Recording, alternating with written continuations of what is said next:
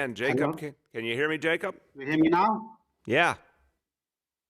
Hi, Mr. Mayor. Good morning. I was very encouraged to hear your comments about enforcement, but I just wanted to detail a complaint that I myself had reported on Friday on a specific location that was open over the holidays and also on the Sabbath. Police actually came down.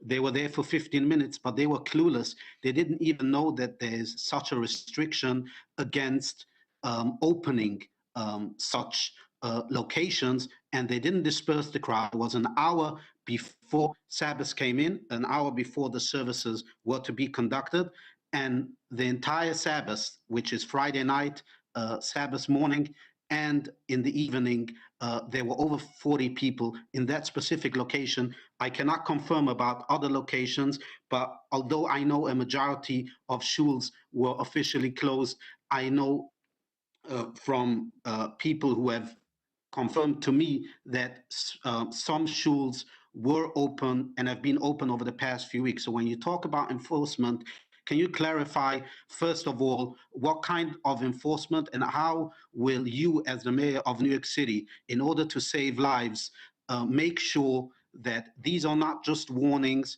these are not just fines, but these things do not keep on happening? Because I have witnessed my own complaint and have seen the NYPD not do the enforcement that you are speaking about, but also people are not necessarily taking pictures and sending it to 311. Right. So, Jacob, stay on the line. Let's keep that line open with Jacob.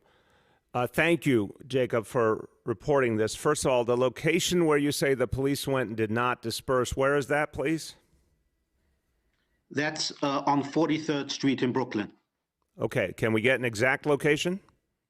Yes, 1321 43rd Street. Okay. So I want to thank you for that report. We're going to deal with, I'll talk to Commissioner Shea right after this. I will order that there be police there and waiting for the next Shabbos to ensure that no one gathers and to watch throughout Shabbos to make sure there is no gathering. And I'd like to ask of you, if you have any other locations you've heard about, please give them to our team here at City Hall. Any details, and I want to say this to all our colleagues in the media, but also to all New Yorkers. This is why I'm asking people to call 311 or to send those photos in.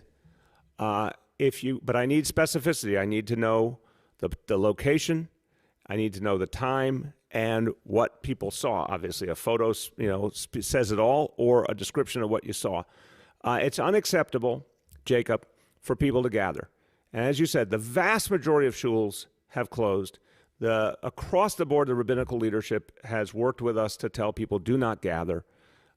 We've seen tremendous adherence. There are clearly still some who are violating, and we will be very harsh about that. So it goes like this. We're going to have police there to not allow people to gather. If someone gathers that we didn't hear about, we'll go break it up, send people home. If people need violations, up to $1,000 per person, we will do that. Again, we don't want to do arrests unless someone is absolutely refusing police instructions. Then arrest is an option as well. But we have been over this and over this. So all we got to do now is know the locations. Commissioner Shea has been abundantly clear that there will be full enforcement. And anyone who gives me a location, I will make sure the police are there. And if for any reason the police don't follow through, then that precinct commander will be in trouble. It's as simple as that. This is a crisis. This is about saving lives. So this is real serious stuff. So let's be really clear. It's going to be super easy to tell who's doing their job and not doing their job. Just give me the places and the times, and we will do the rest. Jacob, thank you. Really appreciate that. Keep that information coming in, and everyone else. And again, that's a good note as we wrap up.